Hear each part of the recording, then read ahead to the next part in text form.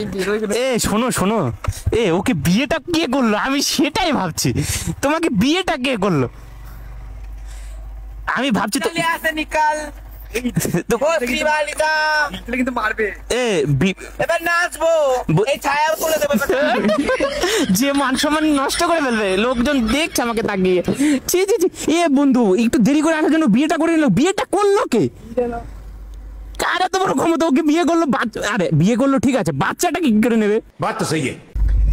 বাচ্চাটা কি করে নেবে? ছি ছি ছি, এটা মান সম্মান শেষ।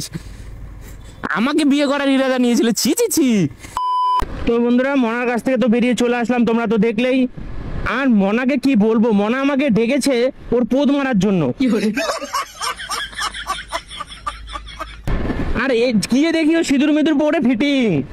মানে কে সিঁদুর পরিয়ে দিয়েছে কিচ্ছু জানি না, কি করলো জঙ্গলে গিয়ে মঙ্গল করলো কিনা তাও জানি না, মানে কিছু জানি না। দেখি মালা পরিয়েছে, আবার বলছে মরার মালা।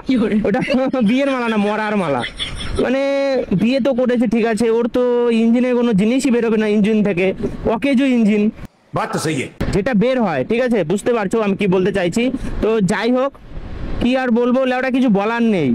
ওর পুন্টি মেরে দিয়েছে, বিয়ে করে ওকে পুরো গ্যারেজ করে দিয়েছে লেওরা। তো বন্ধুরা কিছু বলার নেই, অপমান হলাম, অপমান।